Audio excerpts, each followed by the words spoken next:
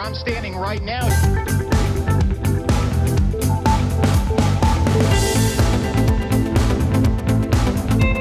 And I said, Carla, $2.25 a gallon. So we pulled in.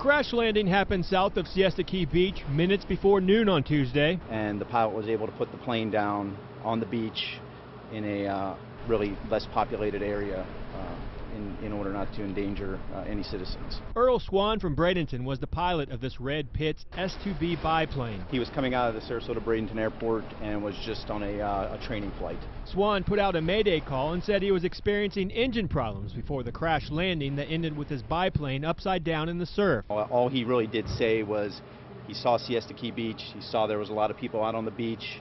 He did his best to get away from the populated area and put it down in a safe location. Swan and his passenger, Martin Thomas, both walked away from the crash landing. Earl, good job landing the plane. Thank you very much. Can you talk to us for a quick moment, sir? Not right now. I got some other duties to attend to. All right. Okay. The NTSB and the FAA are investigating the accident, which bears eerie similarities to the accident last month near Casperson Beach. Thankfully, Swan was able to crash land his airplane on a deserted beach. Basically, he has to overcome everything that's going on at that point and, you know, do what's the safest thing for him. And obviously the safest thing at this point was to land on the, you know, the unpopulated portion of the beach. Good evening, I'm Haley Wilgett. And I'm Scott Dennis. Thanks for joining us tonight. After hours of waiting, a portion of I-75 is back open tonight. A fuel tanker overturned on Interstate 75 between the Bee Ridge and Fruitville exits around 5:30 this morning. It's spilling hundreds of gallons of fuel. The crash closing the northbound lanes between Bee Ridge and Fruitville roads for most of the day, but within just the last hour, 2 northbound lanes have reopened. ABC 7's Max Wittitz has been out at the scene all day and joins us now with the latest live. Max. Well, guys, good evening. Another day, another major wreck here along I-75. It's something we here on the Suncoast are really starting to get used to.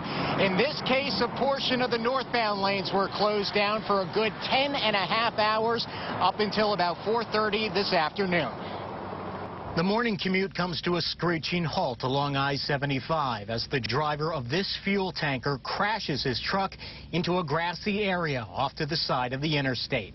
Troopers say the driver, who is now recovering from surgery, was actually traveling southbound when he swerved into the northbound lanes. He made a dramatic crossover going over these cables and into oncoming traffic. An oncoming pickup truck nicked the tanker as a result. That driver taken to the hospital with only bumps and bruises.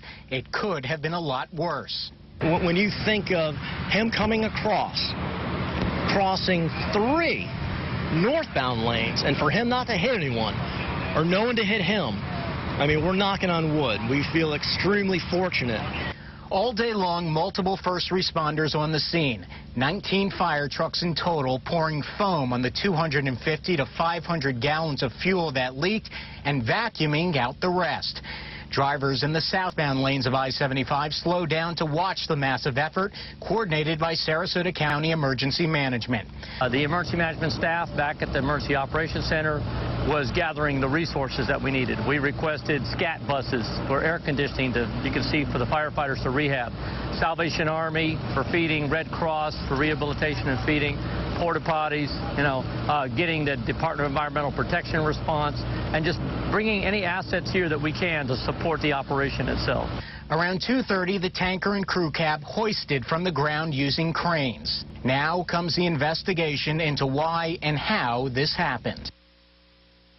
And back out here live, you're taking a live look now at the north and southbound lanes here on I-75. As you can see, the conditions a bit slow, but again, we're fortunate to report at this hour that the 2 lanes here in the northbound portion of 75 open once again. We're still awaiting this 3rd lane where I'm standing right now to reopen. We're told some emergency vehicles still need to make their way on and off of this area here to investigate the scene. And as you heard in the report there, the trooper Watson saying this is the time now that the truck has been taken away from this area, that we start that investigation. They are going to speak with this driver who just came out of surgery. He's in stable condition. They're going to ask him, were you on your phone? Were you dozing off? Were you perhaps reaching for something? Why in the world did your truck go from the southbound lanes all the way over across to this grassy median over here? That is what they are going to try to determine now. But again, just another major accident here on 75, causing massive havoc throughout the day. Reporting live tonight in Sarasota County, Max Winnett, ABC 7, your Suncoast News. Max, thank you. Really fortunate no one died in that crash. So lucky. Considering it was a tanker truck, too. Definitely, and it's nice to see that the traffic is moving. So what a relief. Yeah. Very much so. A Palmetto teenager is killed on Christmas Day after being dragged by a car. And dead fish line the beach on Anna Maria Island. Are fishermen to blame? Your Suncoast News starts now. For the Suncoast, this is ABC 7 News at 5. Your Suncoast News. We're here for you. Good evening. I'm Haley Wilgus. Scott Dennis has the night off. Thank you for joining us. Topping our news this evening, an investigation continues into the mysterious death of a Palmetto High School student on Christmas Day. ABC 7's Rebecca Vargas was in the neighborhood where this all began this morning, and she has more on this story. Christmas turned into a nightmare for one Palmetto family after their 18-year-old son, Palmetto High School student and football player Kyle O'Halloran, was found dead about a mile from his home. Palmetto police say O'Halloran was involved in a dispute with some passengers in a car outside of his home on 24th Avenue West Thursday afternoon. A neighbor who asked not to be identified heard the entire altercation from her front porch. It escalated. It got very loud. I heard Kyle screaming for his mother, and I seen the car drive down, pull out of his driveway with Kyle hanging off of it. Police say the driver, 20-year-old Roberto Betancourt, deliberately accelerated while O'Halloran was still hanging on. Witnesses told police O'Halloran was hanging from the car window until he fell from the car on 14th Street West. It just doesn't make any sense. You know, why Christmas of all days? Friends driving through O'Halloran's neighborhood tell ABC 7 they're shocked and devastated over the loss, showing us the outpouring of love for the former football player on social media. All around good guy. Everybody want to be friends with him. I mean, he's friends with any and everybody, regardless of who you are. While neighbors are saying this is a tragedy, this isn't the first time they've heard fighting next door. Well, this home is very loud. Lots of altercations going on here, and a lot of traffic. The driver, Roberto Betancourt, was arrested and charged with vehicular homicide, leaving the scene of a crash involving a death, reckless driving, and driving with no valid driver's license, and has been booked into the Manatee County Jail. We did reach out to the victim, Kyle O'Halloran's family, but at this time they are asking for privacy. Reporting in Palmetto, Rebecca Vargas, ABC 7, your Suncoast News. Welcome back. It was a delicate operation at Ed Smith Stadium today. Workers removed a bald eagle nest from a light post in the outfield. The county had all the proper approvals, but as ABC 7's Ray Collins shows us, it still doesn't sit well with some bird lovers. It's the home of the Orioles, but other birds are also making this their home. An eagle once again set up a nest high in a light post at Ed Smith Stadium. The eagle itself was never far away while our camera was there. The county feels the nest is too dangerous for the eagle, and they got the paperwork to remove it. For the safety of the birds and for any potential eggs, we determined in working with the state and the federal wildlife officials that it was best to remove the nest. So we have a contractor who had installed the light system for last year's spring training. Go up there and take a look today to make sure that there were no eggs in the nest, and there were not. And so they have removed the nest, again, for the safety of the birds. So as the workers went up and dismantled the nest, the eagle watched from a distance. I don't think you're supposed to remove any eagle's nests. Reaction along Sarasota's bayfront was one-sided. I didn't think they could do that either. Isn't that illegal? Well, they've got the approval. They thought the eagle would be in more danger if it was there. Oh, that's just silly. We explained the government's position that the hot lights could be an issue for the delicate nesting. But Jerry Clark wasn't buying that one. We have birds that nest in our porch light all the time. The county has taken measures in the past to make sure it wouldn't happen again here, but it didn't work. That was a sort of structure that would prevent them from having a flat surface to lay a nest, but they were able to get around it in this case and build the nest on top of the deterrent. This time the county is also adding this orange netting material so they don't have to move a nest again, because after all, this is the home of the Orioles, not the Eagles. In Sarasota, Ray Collins, ABC 7, your Suncoast News. Welcome back. It's a staple in the Northeast that's quickly becoming one here in the Sunshine State as well. The first WAWA convenience store on the Suncoast officially opened its doors today, and shoppers are excited. The new WAWA is located at the intersection of 1st Street and 6th Avenue in Bradenton. ABC 7's Ray Collins joins us live from the store with more tonight. Ray? Hey, Scott, good evening. Crowds all day long today. There was contests, even live music and free coffee for the next 10 days, and also some smoothie giveaways as well. Here's some video of the store earlier today. We're right basically on 301, or you can call it 1st Street East, here in downtown Bradenton. This is the first WAWA south of St. Pete on the Gulf Coast of Florida, but plans are in the works to open about 7 more, both in Manatee and Sarasota counties. In the past 2 years, they've opened 50 stores around Florida. So, what's the big draw anyway? Here are some answers. Morning. Oh, I am hysterical happy. I just moved out here from Jersey, and I have one around the corner from my house. Well, I'm checking out the gas prices, and they're the cheapest in town, $2.25. So that was the big buzz, and then they was advertising free coffee, so that was a bonus. We seen the sign. We were headed down 64, and we seen the sign that said $2.25, and I said, Carla, $2.25 a gallon. So we pulled in. My husband is a Wawa's junkie from Chicago, and he's been coming by here for months before it opened. We were the first ones in the door. As you can tell, lots of Northerners are well aware of WAWA. It began 50 years ago in Pennsylvania, then spread to New Jersey and Delaware, and began in Orlando 2 years ago. Now there's 50 stores, including this one. And Scott, there's some ambulances and fire trucks that have arrived the past few minutes. We'll find out what that is. Anything big, we'll report back to you, okay? Sounds good. And you mentioned plans for 7 more of these stores on the Suncoast. Any idea where they'll go? Yeah, all over the area. There's 4 in Manatee County and 3 in Sarasota County, from State Road 64 to State Road 70 on down to Venice at 41 and Englewood Road. So they're going to cross this area quite a bit in the next few years, Scott.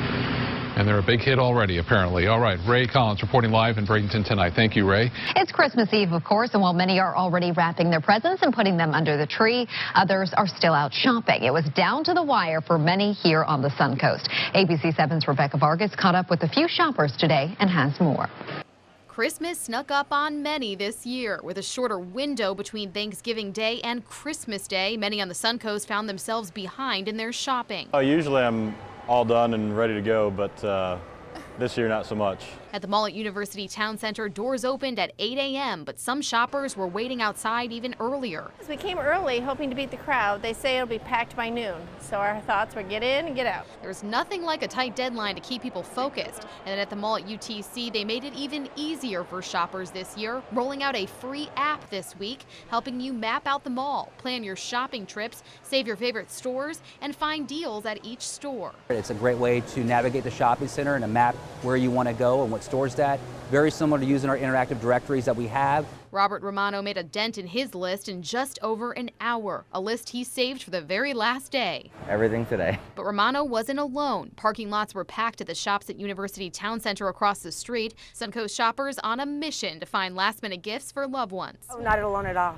No, I just ran into a girlfriend who did the same thing. She said, I didn't get anything she has 3 boys, and she's buying gift cards for the boys. For Terry Hewler, her procrastination was successful. Now all that's left is wrapping. Stores and Suncoast malls will be closed on Christmas Day, but here at the mall at University Town Center, they're expecting even bigger crowds on Friday as people head back to make their returns and grab some post-Christmas deals. Reporting in Sarasota, Rebecca Vargas, ABC 7, your Suncoast News. There are 4 players from the Suncoast on the 6th grade Team Florida, and Robbie Gerker, like Zach, is in training so he can put his best foot forward in this IMG showcase. I'll be working with medicine balls and weights and the ladder for my footwork, just everything about speed and agility and getting fit. Robbie is a running back for the Sarasota Lightning and is training at T3 Prep in Lakewood Ranch. Even for 12 and 13-year-olds, football is already a full-time job. Robbie came to me. He's a football player. He's a wide receiver, so we work on a lot of hand stuff to start off when we're out on the field. We work on a lot of our speed and our strength out on the field with just movement. We do a lot of ladders, a lot of training with the legs to strengthen him up. I can't wait to work with the coaches so that they can teach me just more about the game and like the fundamentals. The 6th graders play at IMG at 2 tomorrow, and the 7th graders play at 4:30. I'm Don Brennan for your Suncoast Sports.